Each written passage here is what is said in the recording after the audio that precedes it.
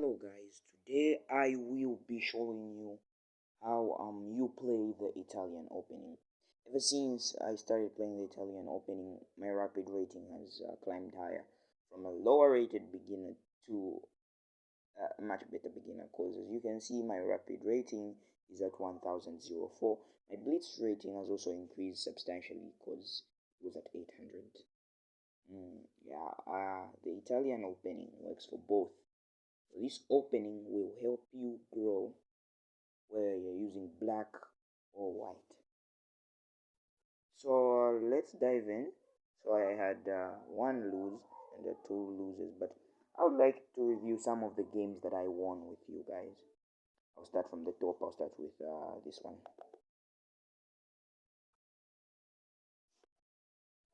So the Italian opening starts with e4. It starts with e5. So when you're playing with black, it starts with e5. It's always e5. Always go for the king's pawn. So white goes for the king's pawn. And then I also go for the king's pawn e5. He goes for e4, I go e5, as you can see right there. And then he plays knight f3. Knight f3 is attacking my pawn.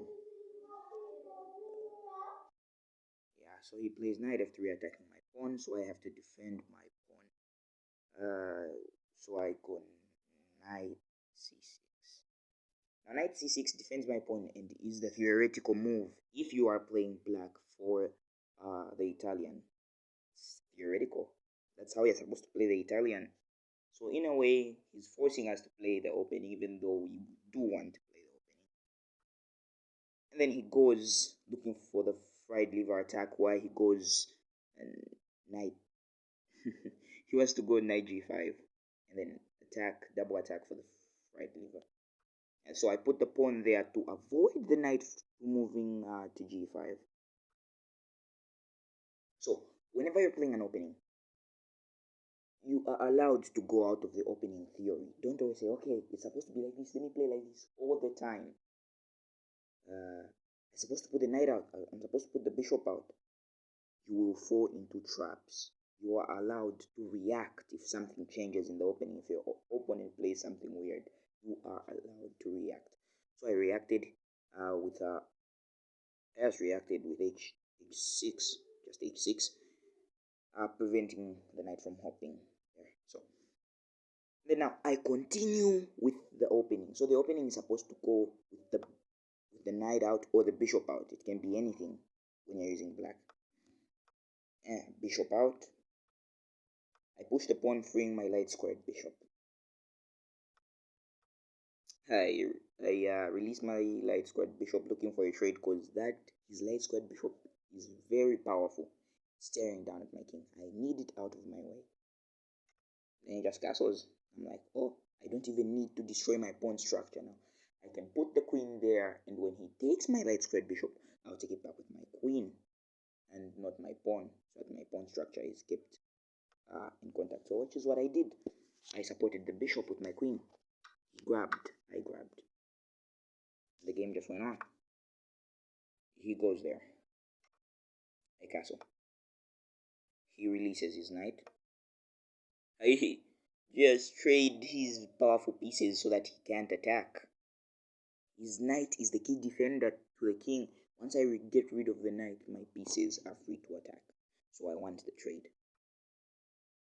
And the knight, he's saying he wants to trade both pieces, and I'm like, oh, okay, but I'm not taking the knight. I'm not taking the knight on b3. Don't take the knight on b3. Take the knight on f3. Don't take the knight on b3, man. Just take the knight on f3 and run. So I took the knight on f3 with a check. He takes back with the queen. I push the pawn, starting my attack. He takes the bishop. I take it back. My rook is active. Open fire. And that is how you play chess. And then he defends the pawn. He knows. And then I go crazy. I push the pawn and say, let's trade all the pieces. If the pawn takes, I take back with my knight or my queen. I don't care. And then he plays something funny. Here I think I did play the move that was the rook next to my My king, I put it on the open file, on the G file, staring right at the enemy queen. Did I do that? No, I just took the pawn because I am dumb. Yeah, sometimes you just dumb out. And then the opponent plays that. Now this move forces an exchange because my queen can't move out of the way because the king is behind me. And yeah, I really wanted to keep my queen for the attack, but then I just screwed up. Now, after the queens get traded, if you look at my opponent's pawns, the three in the middle are connected. The two at the side are also connected, protected by the bishop. And he has two dislocated pawns near the king. But somehow he's better because he has more connected pawns. I mean, look at my pawns. Only the pawns that are protecting the king are connected. Two in the center are disconnected, and the other two are also disconnected. So mainly I have a disadvantage in the end game, and I screwed up. So in the end game, always have connected pawns. I screwed up. I screwed up big time. So I started looking for ways on how to connect my pawn. I was thinking, bro, why don't I just go like b6 and connect three pawns? But then the opponent helped me out. I check him out first. He runs. I move my knight looking for some kind of attack that I don't see. Because I was believing. And this is what I was looking for. So I pushed the pawn to b3. Oh, sorry, b6. I pushed the pawn to b6. And now all four pawns are connected. I'm remaining with three dislocated pawns to connect. The opponent says rook trade. Now, what I realized with this rook trade was something very simple. If I am the first one to take, he's going to take back and he's going to have the open file. If I let him take and then I take back and have the open file, he's going to take the free pawn with his bishop, which was kind of bad. So what I thought was knight f5. I thought knight f4, sorry. Knight f4 was what I was thinking to prevent the bishop from taking that free pawn there after he takes the rook. So he takes the rook, I take it back. And bro says, let us just trade everything. So I was like, yeah, let's trade everything. And then I started moving my king. And then here I blundered. I realized that there was a free pawn there, which was not even free. I think it was just a trade. Because if I take that pawn with my knight, that is the pawn on h3. I take a pawn on h3 with my knight. You take the pawn on h6 with his bishop, which is going to be very bad. And we are equal. So I just started backing up the knight. I check him out. I just let go of the pawn. Like at this point, the pawn dies, man, and he has an outside passer, which was very bad. So I check him out. He checks me out, but I can take back the knight and attack the bishop. So my knight is in time for the defense. And then I went crazy and I blundered. Like I was actually losing this endgame. This is why you need to review and talk about your games. I was really losing this endgame, like badly. I went there, and then I suddenly realized that there was nothing to stop the pawn from running on the h file. Now the knight who defended, who was there to sacrifice itself for the pawn if it got too hectic, ran away. And then the pawn started pushing. Then I came back. I just wasted a whole move for nothing. God knows what. And then he pushed the pawn, and then I went there, signaling a trade. And right now, like he has no choice. He has to trade me. Where is the bishop going? If the bishop goes on h6, my knight takes it. If the bishop goes on d6, my pawn takes it and or even my knight takes it and it's just free. Very free. So we just took the knight and took the bishop. And then he protected the pawn. And then here I thought, oh, stalemate. But then I realized bro could just abandon this pawn and go to the other side of the board and take all my pawns, and he has a big majority. But bro just stuck to the pawn. He just stuck to the pawn, man. He was supposed to run there, and I had no time to take the pawn and to defend my other pawns. But and he was 1,000. I was 997. He was shallow-minded. So he played there. I undoubled my pawns. Yeah, like now All of them are in a straight line, they are no longer doubled. And then he plays that. And then here, I smelled like that I was winning. You smell it. You can even feel it in your soul that you're winning. So this move is a blunder. Why is it a blunder? Because, ladies and gentlemen, I can push a pawn. That pawn is going. The pawn which wanted to trade with me is going nowhere. Like real. If he takes, I take back. And my pawn wins the pawn race. It's running even though his upper pawn is losing. He does that. I just run. And I have two more squares to promote. The king is somewhere far. So hesitance just costed him the end game. Just costed him the whole end game. Then plays that he's willing to trade with me. He thinks he can make it. Even if we trade, he has 3 squares to go. I only have 2 squares to go. So I push. He pushes. I queen. He pushes. I check him out. And he resigns. Because if I check him, he has to move away and I get the pawn. And then I continue checking him until I get all his pawns and checkmate him with my king and queen. And that is the end. So yesterday was kind of nice. Yeah. So let's go to the kidsonchess.com. Weird names, man. Weird names. This one I ended it with a queen and a bishop. Now this one I potentially sacrificed the rook. I know it wasn't a good sacrifice, but I was, bro. When you smell blood, sacrifice is the way. So I went e5. Now, when you're playing white, go for e4. Italian is different when you're playing with white and when you're playing with black. So if you're playing with white and then he responds with e5, you have to put the knight out. Remember when we were playing with black, we played like him. We defended the pawn.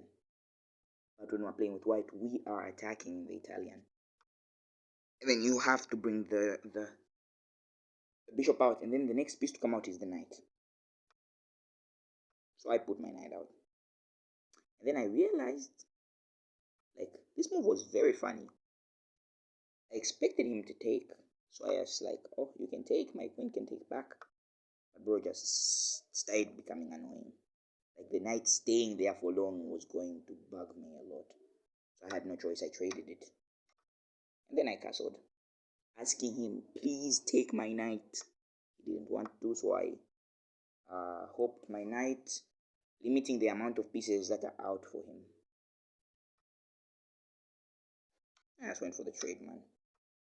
Pushed the bishop out and donated a pawn for no good reason. It was because his center was too overwhelming, and I thought a pawn is not. It's worth to die for me to disrupt his center. It's supposed to die. And then here my opponent was dumb because he's 900. Why do you expect from a 900? He's dumb. Like, the pawn is free. The pawn on b2 is free. He just goes back. Still free. The pawn is still free. Take note that the pawn is still free. Still free. Because he can take with the bishop, and if I take back with my rook, the queen takes the rook. Still free. It is still free. Like, how dumb is the 900, man? So I just push it, and now there's nothing there. My pawn makes it. Then he tries to my bishop. Then I move it back. And then here I had a gorgeous idea. So he plays there. And then I went there, instigating him to attack my queen and take the rook with his bishop, which he does. He fell for it. Then he takes it. I take it back. And now what I was thinking was very nasty. That is what I was thinking. Queen h5. Now you might be thinking, what does queen h5 do? If he doesn't kick my queen, I am threatening pawn e5, attacking his queen. Also threatening a mate. And bro just says, okay, I don't see the attack. Just mate me. So I attack the queen. And there's no way for the queen to save it this position, only to sacrifice itself. Like, that was what I was thinking. I was even scared, bro. I thought I was on steroids, man. Like, what am I thinking about? It's 2 a.m. What am I thinking? How am I thinking like this? Maybe it was because of the quietness, yeah. Then my mind just unlocked itself. Because if bro takes back with a pawn, I simply mate him with queen h7 checkmate. And what does the kid do? He's 900, so he takes the pawn, and I cried. I was like, this is why you want progress to 1000. This is why you won't become grandmaster. You are wasting your time. I know I won't, but still. So I just grab it, and it is the mate. And that is the end. Like, shallow minded. But still, bro. This was very easy. This was like very easy. All because of one opening. Italian opening. Bro, play the Italian. Like, play it. You win. Win most of your games, because even if you are down an exchange, you're down 3 points, but you checkmated your opponent. That's just it. That's just bad, man. Very bad. So this one is done. We go to the next kid who's named Buzz at 944. This kid was very dumb. Very dumb. I didn't even need a queen for this. So as usual, I went e5. Bishop out. And then here, I reacted. I reacted because I didn't want the bishop to pin me. I didn't put the knight out because I saw a threat. When you're playing chess, analyze the board before you play a move. So I threaten the bishop, he takes, I takes, and my queen is out, threatening an early mate. It's like early queen attack that isn't intended. And then the queen sees it, and then I go back. Now this kid was constantly giving me draw offers from here. Draw, draw, draw. I kept refusing. I pushed the pawn, preparing the pawn to go to d4 and trade and have the center. So I was thinking. Oh no, I wasn't thinking this. I had a very bad intention when I played this move. This move was to limit the knight's movement. The knight cannot go on those important squares, dark squares. The pawn restricts it. So he castles. I push the pawn.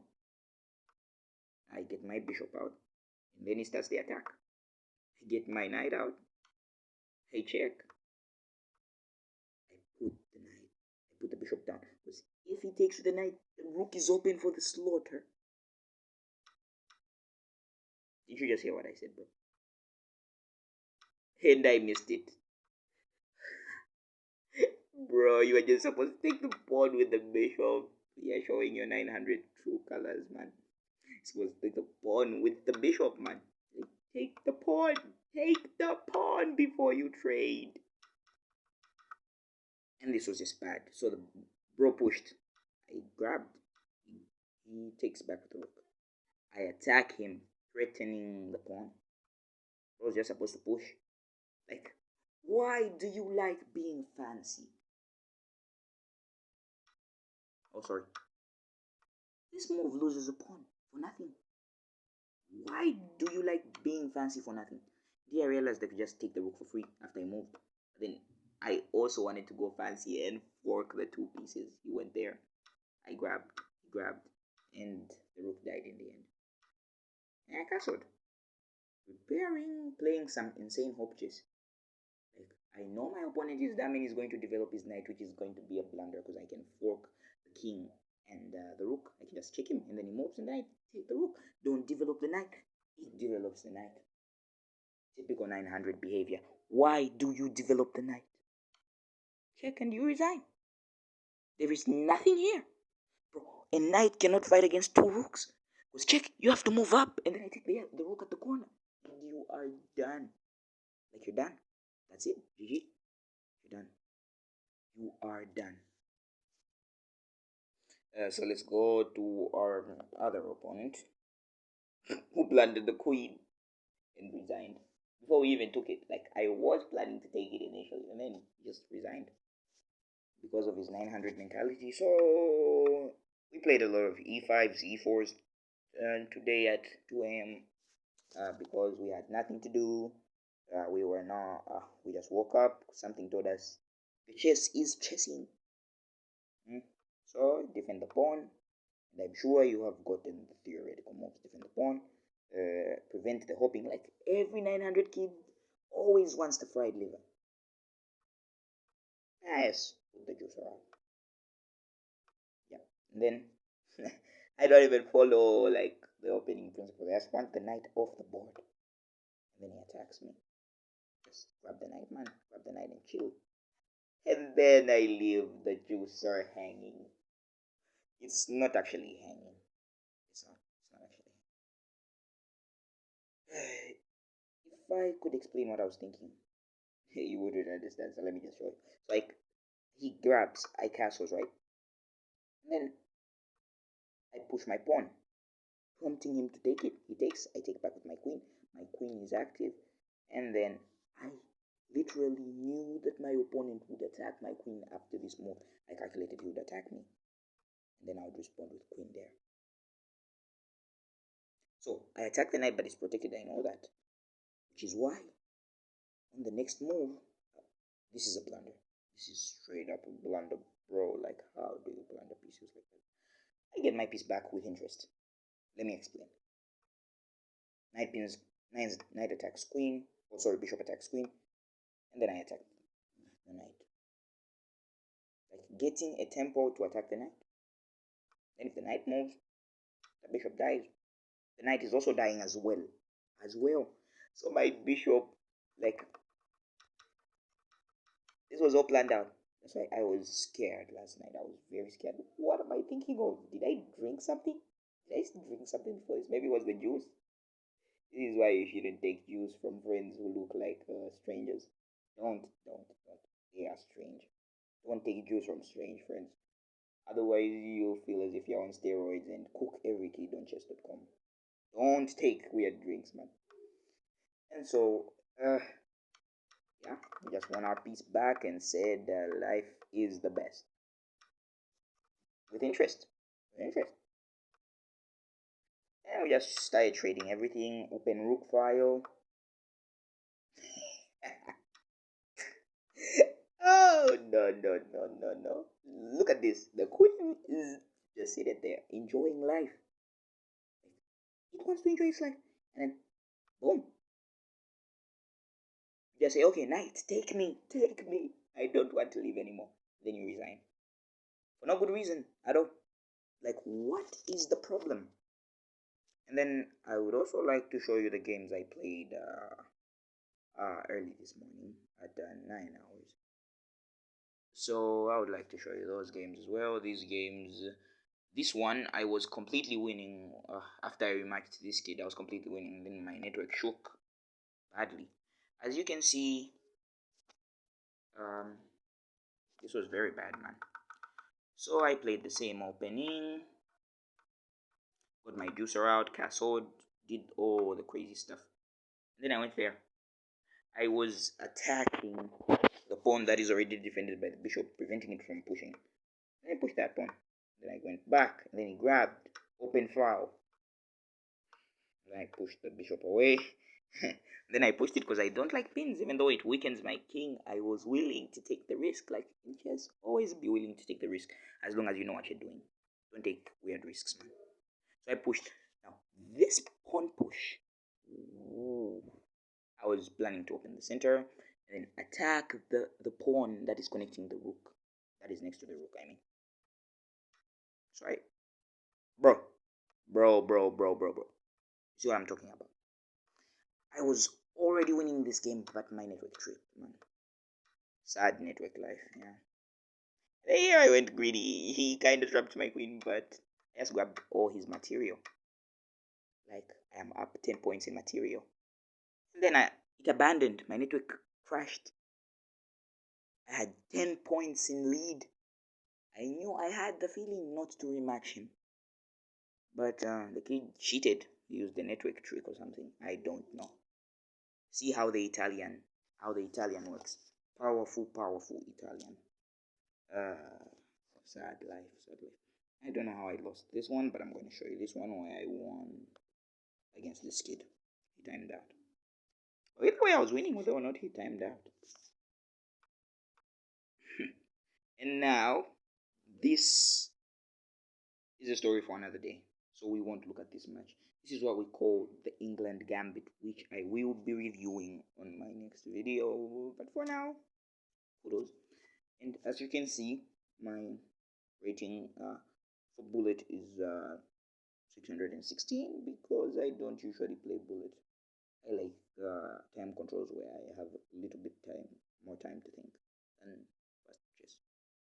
Maybe because I'm a beginner and I can't get used to it. So if you're a beginner, I would advise you not to play weird time controls and just play chess, man. Play the chess. Play normal time controls where you have time to think, and don't rush your decision. Analyze the board. Look at the moves. So you need to consider three things. You need to consider whether you have a check, you have a threat, or you have a capture.